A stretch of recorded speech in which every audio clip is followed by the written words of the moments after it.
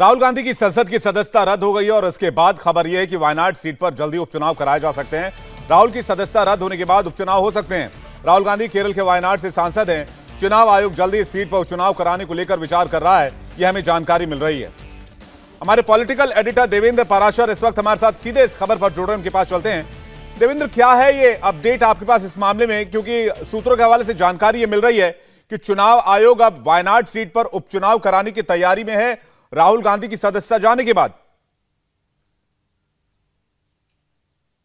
देखिए, इसमें दो चीजें हैं। जैसे कि पहले मैं बता रहा था कि लोकसभा चुनाव का जो मौजूदा कार्यकाल है वो अगले साल 2024 के जून में खत्म हो रहा है। जब भी एक साल से अधिक का समय होता है तो वैसी स्थिति में चुनाव कराया जाता है। और यहाँ पर क्योंकि एक साल से अधिक का समय है, अभी मार्च का महीना ही चल रहा है, तो तय मानिए कि उपचुनाव होगा। अगर उपचुनाव की नौबत आई तो नौबत मैं क्यों कह रहा हूं, क्योंकि राहुल गांधी के पास अभी कानूनी विकल्प हैं।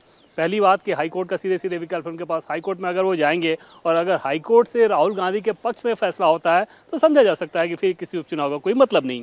और चुनाव आयोग इसमें बहुत जल्दबाजी। फ्रीडम ऐप से सीखकर आपने मछली पालन शुरू किया है? अगर ऐसा है तो आप अपनी मछलियों को 1 करोड़ फ्रीडम ऐप के ग्राहकों को आप बिना किसी खर्चे के उन्हें बेच सकते हैं। इस लिहाज से नहीं करना चाह रहा है। जो टॉप सोर्सेस से हमें जानकारी मिली है उसके हिसाब से कि मोहम्मद फैजल का एक केस आपको ध्यान में होगा कि किस प्रकार से आनन फानन में चुनाव की तारीखों का ऐलान कर दिया गया था और उसके बाद कोर्ट से फैसला कुछ और आ गया। तो वैसी स्थिति, वो किरकिरी चुनाव आयोग निश्चित तौर पर नहीं चाहेगा। इस बार इंतजार करना चाहेगा कि राहुल गांधी पहले अपने कानूनी विकल्पों के मार्फत क्या नतीजा रहता है, उसके बाद शायद चुनाव आयोग उस इंतजार के बाद ही कुछ अपना अगला कदम उठाएगा।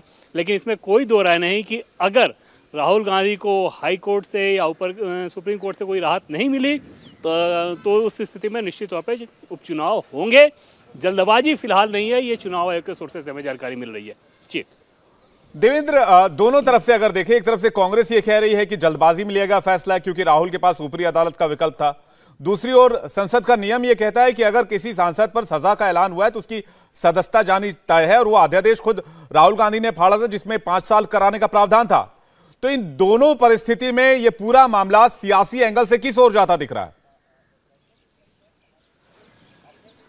और देखिए, इसमें पहली चीज कि अगर लोकसभा अध्यक्ष के पास विकल्पों की स्थिति को देखें तो उनके पास कोई विकल्प नहीं था सिवाय इस बात के कि लोअर कोर्ट का जो फैसला है, कोर्ट का जो फैसला है उसे माने। और वो इस लिहाज से कि जब 1951 का जन प्रतिनिधित्व कानून ये कहता है कि अगर 2 साल या उससे अधिक की सजा होती है तो वैसी स्थिति में उस जनप्रतिनिधि का जो तत्कालिक और तत्क्षण वाला जो कार्यकाल होता है वो स्वतः खत्म हो जाएगा। उसके पहले एक विकल्प जरूर ये था, एक प्रोविजन था जो कि 8-4 प्रोविजन उसमें कहा जाता है, वो जिसमें 3 महीने के विंडो को देने की बात थी। लेकिन 2013 में लिली थॉमस बनाम केरल सरकार का जब मामला सुप्रीम कोर्ट में गया तो सुप्रीम कोर्ट ने उस 8-4 के प्रावधान यानी कि 3 महीने के विंडो के प्रावधान को खारिज कर दिया था।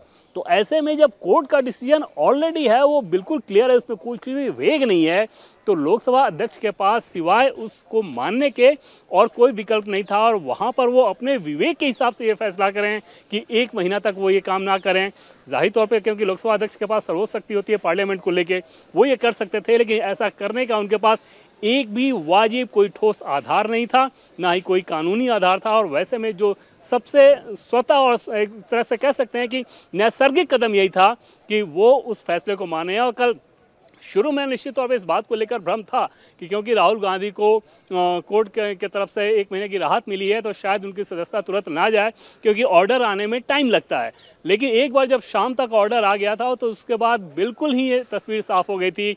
और सत्ता पक्ष के हों या विपक्ष के लोग हैं जो कानून को समझते हैं, वो इस बात को मान रहे थे कि अब राहुल गांधी की सदस्यता जाने के अलावा कोई और दूसरा रास्ता नहीं है।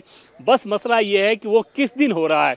लोकसभा, क्योंकि लोकसभा की कार्रवाई लगातार बाधित हो रही थी, तो लोकसभा अध्यक्ष चाहते तो 1 या 2 दिन की उसमें सिर्फ मोहलत दे सकते थे। लोकसभा अध्यक्ष के पास ऐसा कोई भी कारण नहीं था, ना कोई आधार था जिसके चलते वो इस फैसले को तब तक लटका के रखें जब तक राहुल गांधी को कोर्ट से दूसरी कोई राहत ना मिल जाए। जी, इस पूरे फैसले को कांग्रेस पार्टी राहुल गांधी के ऊपर हमला बताएगी और राहुल गांधी को के पॉलिटिकल स्ट्रक्चर को और बड़ा करने की कोशिश करेगी, उनके स्ट्रेचर को। यह साफ लग रहा है, चाहे वो राहुल गांधी का ट्वीट ले लें, कांग्रेस का ट्वीट ले लें, प्रियंका गांधी वाड्रा का ट्वीट ले लें। कांग्रेस की आगे की रणनीति इस फैसले को लेकर और इस पूरे मुहिम को लेकर क्या रहने वाली है, देवेंद्र? अभिव्यक्त इसमें दो चीज़ें हैं। जैसे पहली बात देखें कि राहुल गांधी की सदस्यता जाने से जो उनको नुकसान है वो नुकसान किस प्रकार का है, जो फायदा है वो किस प्रकार का है, नुकसान होने की आशंका किस प्रकार की रहेगी और फायदा होने की संभावना किस प्रकार की रहेगी। पहले फायदा की अगर बात करें तो राहुल गांधी की पूरी कोशिश ये होगी कि जिस नैरेटिव को वो लेकर लगातार चलते हैं और नरेंद्र मोदी सरकार पर हमले करते हैं कि लोकतंत्र खतरे में है, संविधान खतरे में है, संवैधानिक संस्थाओं को एक तरह से काबू में कर लिया गया है, ये सारी नैरेटिव वो लगातार चलाने की कोशिश कर रहे हैं और 2014 से चलाने की कोशिश कर रहे हैं। तो उस नैरेटिव को अपने उदाहरण के तौर पे और मजबूत करने की कोशिश करेंगे और एक तरह से एक शहीद का दर्जा जो नेता लेते हैं कि एक राजनीतिक शहीद का जो दर्जा लेते हैं उस तरह से दिखाने की कोशिश करेंगे कि देखो जो मैं कह रहा था क्योंकि मैंने कुछ सरकार के खिलाफ आवाज उठाई तो मेरे साथ ऐसा हो गया। दूसरा नैरेटिव वो गढ़ेंगे जो कि गढ़ रहे हैं कि भ्रष्टाचार के खिलाफ अगर कोई बोलता है तो उसके ऊपर कार्रवाई की जाती है। तो इन फ्रीडम ऐप से सीखकर आपने मछली पालन शुरू किया है? अगर ऐसा है तो आप अपनी मछलियों को 1 करोड़ फ्रीडम ऐप के ग्राहकों को आप बिना किसी खर्चे के उन्हें बेच सकते हैं। सारी चीजों से वो फायदा उठाने की कोशिश करेंगे। वो कांग्रेस पार्टी की रणनीति भी दिख रही है। नुकसान जहां पे है वो ये नुकसान दिखेगा और नुकसान बीजेपी के प्रोस्पेक्ट से देवेंद्र कैसे देखते हैं? क्या ये फैसला जो लिया गया है वो जल्दबाजी में लिया गया, इसका डेंट होगा? नरेंद्र मोदी के खिलाफ आपने कुछ बोला हो या बीजेपी किसी नेता के खिलाफ बोला हो उसके चलते सजा मिली हो, ऐसा बिल्कुल नहीं है। ये आपने एक कम्युनिटी विशेष को टारगेट किया, कुछ व्यक्तियों का उदाहरन देगा और उसके चलते आपको सजा मिली है और ये सजा कोई सरकार का कदम नहीं है बल्कि ये सजा आपको कोर्ट से मिली है। अब बीजेपी लगातार ये नैरेटिव गढ़ रही है और गढ़ने की कोशिश कर रही है कि राहुल गांधी ने ओबीसी समुदाय का अपमान किया और ये बीजेपी का तंत्र आप जानते हैं कि ऊपर से लेकर नीचे तक किस प्रकार से सक्रियता से अपनी बात पहुंचाते हैं। वहां पे संगठन पूरे के पूरे सक्रियता से लग जाता है। ऑलरेडी आज मैं बीजेपी ओबीसी मोर्चा के जो प्रेसिडेंट हैं, नेशनल प्रेसिडेंट डॉक्टर के लक्ष्मण, उनसे बात कर रहा था तो वो कह रहे थे कि 6 अप्रैल से हमारा बाकायदा एक अभियान शुरू होने जा रहा है और 1 लाख बीजेपी ये बात पहुंचाने की कोशिश करेगी कि एक समुदाय विशेष का अपमान किया गया, एक समाज का अपमान किया गया और राहुल गांधी उस पर माफी मांगने की बजाय उन्होंने ये कहा कि मैं सत्य और अहिंसा की लड़ाई लड़ता रहूंगा, इसके बजाय कि मैं माफी मांगूंगा, जबकि उस मामले में उन्हें 2 साल की सजा हुई है। इंडिया टीवी हर वक्त हर जगह डाउनलोड करने के लिए सर्च करें India TV news Google play store या ऐप स्टोर पर।